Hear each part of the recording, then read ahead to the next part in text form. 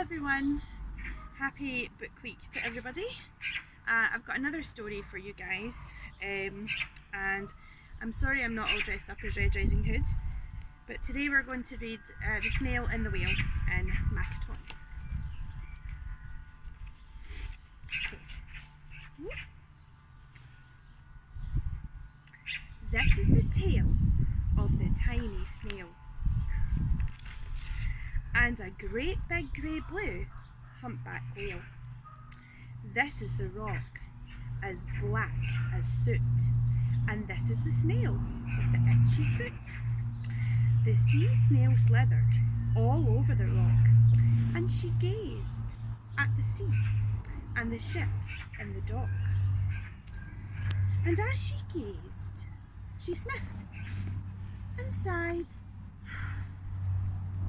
The sea is deep and the world is wide. How I long to sail, said the tiny snail.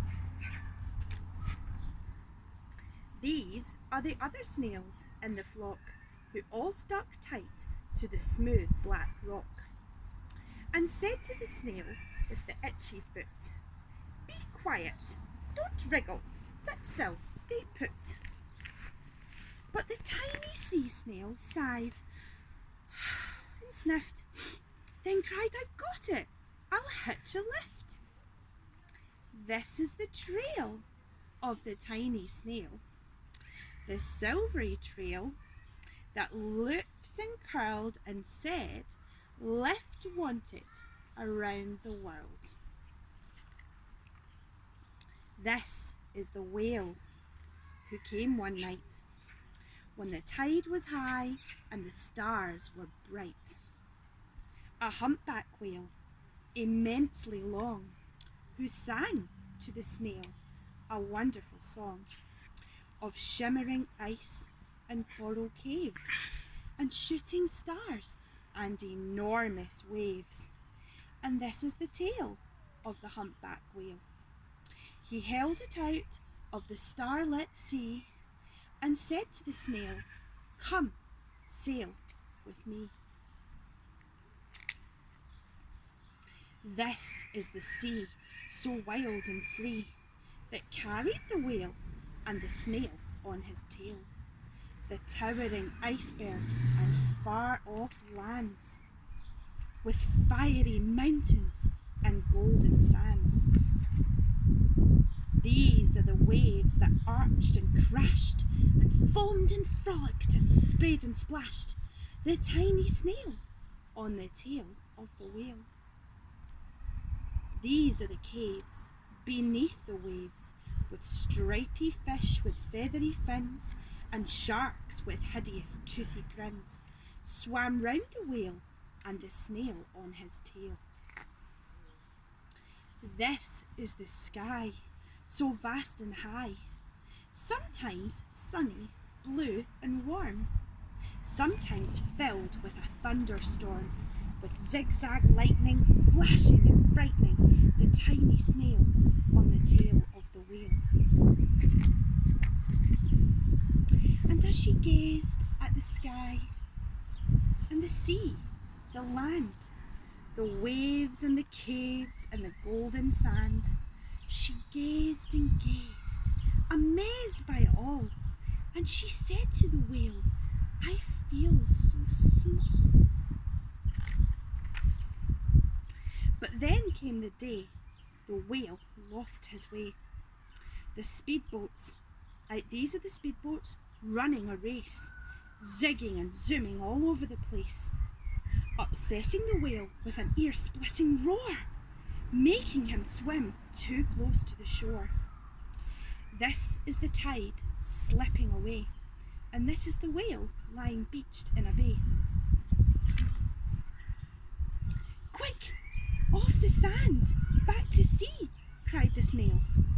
"I can't move on land, I'm too big," moaned the whale. The snail felt helpless and terribly small. "Then I've got it," she cried, and she started to crawl. "I must not fail," said the tiny snail. This is the bell at the school on the bay, ringing the children in from their play. This is the teacher holding her chalk, telling the class, sit straight, don't talk. This is the board as black as soot, and this is the snail with the itchy foot. A snail, a snail! The teacher turns pale. Look, said the children, it's leaving a trail. It's a trail of the tiny snail, silvery trail saying, save the whale. These are the children running from school, fetching the fireman and digging a pool. Sorry again. Squirting and spraying to keep the whale cool. Who's that? And this is the tide coming back into the bay. And these are the villagers shouting hooray as the whale and the snail travel safely away. Back to the dock and the flock on the rock, who said, how time's flown and haven't you grown? And the whale and the snail told their wonderful tale of shimmering ice and coral caves and shooting stars and enormous waves, of how the snail, so small and frail, with her looping, curling, silvery trail, saved the life of the humpback whale. Then the humpback whale held out his tail, and on crawled snail after snail after snail.